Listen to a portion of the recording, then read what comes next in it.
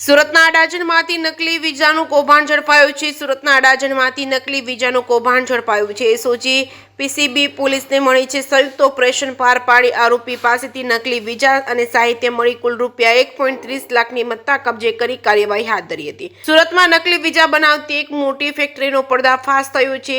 PCB અને એસઓજીની संयुक्त कार्यवाही में अडाजण विस्तारमांथी मुख्य आरोपी प्रतीक शाहनी धरपकड़ करवामां आवी छे। पोलीसने तेनी पासेथी यूके केनेडा सहित अनेक देशोना नकली वीजा मळी आव्या हता।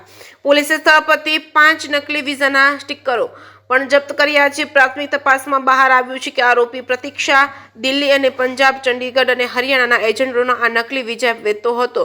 पोलीसना जणाव्या अनुसार प्रतीक शाह सामे 2017 થી અત્યાર સુધીમાં 12 જેટલા ગુના દાખલ થયા છે। ધરપકડમાં સુરતમાં ચાલતા નકલી વીજાના મોટા રેકેટનો પર્દાફાશ થયો છે। આરોપી અગાઉ 12 વખત ઝડપાઈ ચૂક્યો છે, જેની સામે પાસા હેઠળ કોઈ કાર્યવાહી કરવામાં આવી છે।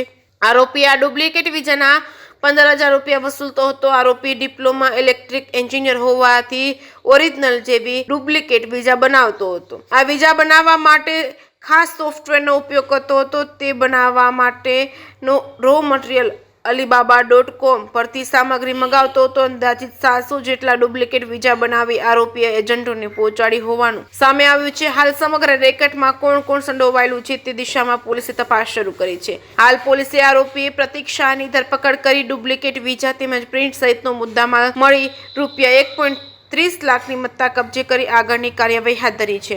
કેસી ગુજરાતી સાથે સુનિલ ગંજાવાલા, સુરત। કાલે એસઓજી અને પીસીબીની સંયુક્ત ટીમોએ પ્રતીક અભિજીત નિલેશ શાહ ઉંમર વર્ષ 37 ને સુરતની અંદર રાંદેર પોલીસ સ્ટેશન વિસ્તારમાંથી ઝડપી પાડવામાં આવ્યો છે। તેની પાસેથી ટોટલ 1,30,000નો મુદ્દામાલ મળેલો છે અને એની પાસેથી યુકે, કેનેડા, યુરોપ, સર્બિયા, મેસેડોનિયા, જેકોસ્લોવેકિયા વગેરેના ડુપ્લિકેટ વિઝાની નકલો પણ મળી આવેલી છે અને એની પૂછપરછ દરમિયાનમાં જાણવા મળ્યું કે દિલ્હીની એજન્સી સાથે સંપર્કમાં હતો, આણંદના એક વ્યક્તિ સાથે પણ સંપર્કમાં હતો અને આ લોકો 2-3 રીતે ચીટિંગ કરતા હતા। એક એ રીતે કોઈ પણ વ્યક્તિને વિઝા જોઈતા હોય, કોઈ પણ દેશના જે દેશની અંદર ઝડપથી વિઝા ન મળતા હોય અને ખૂબ જ અઘરું પડતું હોય એવા દેશો, યુરોપિયન કન્ટ્રીઝના ખાસ કરીને દેશો છે, એના વિઝા આ લોકો ડુપ્લિકેટ બનાવીને આપતા હતા।